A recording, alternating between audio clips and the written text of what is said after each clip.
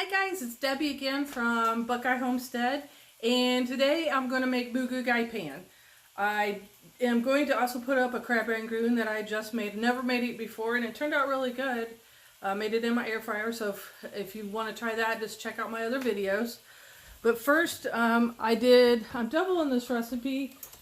This recipe came from a Better Homes and Gardens, one of those series books that you used to get, like you would get one every month, and it was called Chinese Cooking. I mean, it's from the 80s.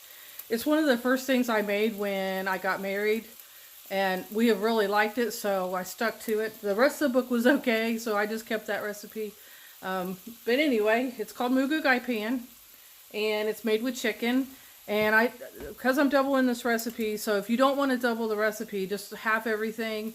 But I like, when I make something, I want to make extra, and I freeze it. It freezes really well. And then later, I don't have to think about dinner because I've already made two. But I have 2 chicken breasts that I sliced up thinly. And right now, and I put a little bit of oil on the bottom. So those are cooking. And while that's cooking, we will work on the rest of it. Alright, so I have in my bowl for vegetables, I have about 2 cups of snow peas, and I have a package of sliced white mushrooms, and about 5 cut up green onions. So that's what's in this bowl. I also include a can of bamboo shoots, a can of water chestnuts, and a can of baby corns. My husband loves these. I think they're okay. That is going to be like the vegetable part of our meal. So right now, of the Moo Goo Gai Pan, right now I'm going to just work on making the sauce that goes in it. So like I said, this is doubled. So I'm going to start with 1.5 cups of water. And I want 8 tablespoons of soy sauce.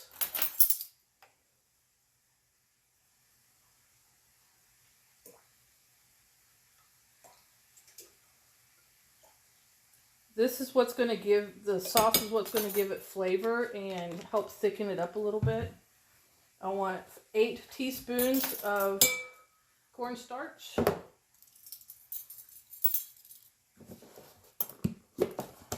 Ah.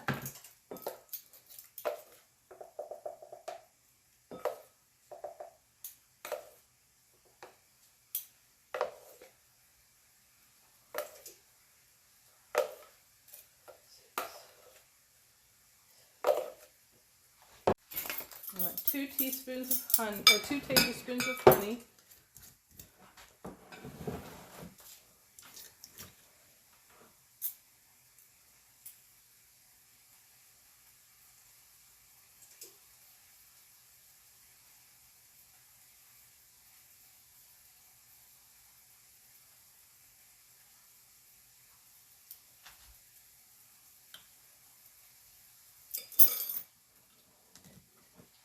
Um, 2 teaspoons of beef bouillon, like granules.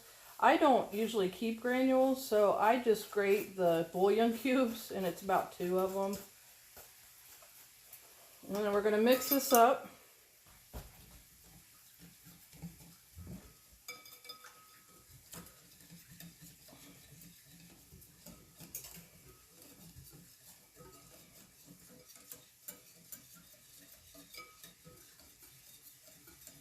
Alright, so that is our sauce that's going to thicken.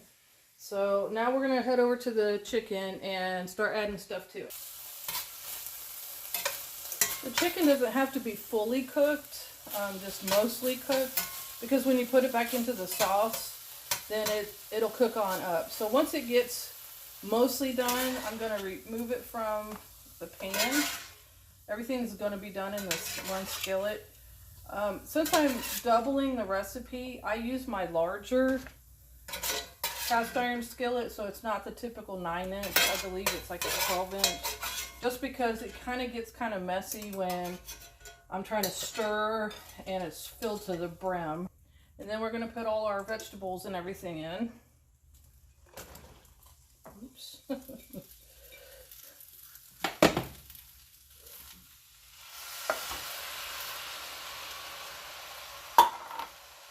So you can see how full my skillet is. And I'm also adding ginger root. I ground about 2 teaspoons of ginger root.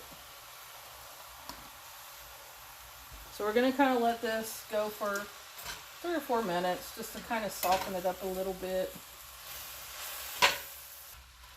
You could add just about anything you want to this, you know, bok choy, or eliminate things if you're not big on mushrooms or green or peas.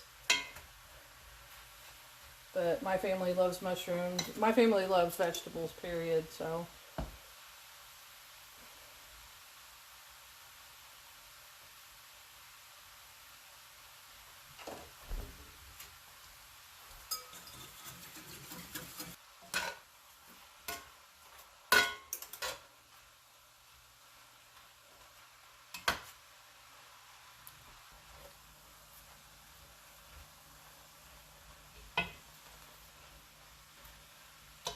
Alright, so it's been about 4 minutes. Everything's kind of heated through. That's really your whole purpose. So I'm going to add the chicken back. And then we're going to go ahead and add our sauce. So again, if you didn't have a big enough pan, this is where I've made a nice mess on the stove before. But what's going to happen is this heats, it's going to start to thicken up. So you want to kind of watch it and stir it every so often. 3 or 4 minutes to where it's going to start bubbling. And then after that, I would let it cook for another 5 minutes. And then it should be really ready to go.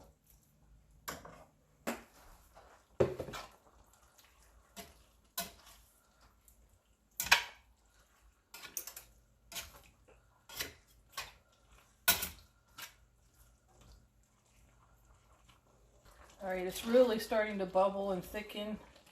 So at this point, I'm just going to let it cook for about 5 more minutes.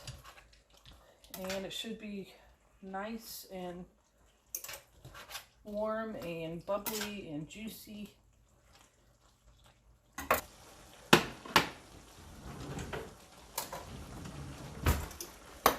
Alright, as you see, it is nice and bubbly. It's thicker. It's sticking a little to the bottom, so we got a nice little pond going. And now it is ready.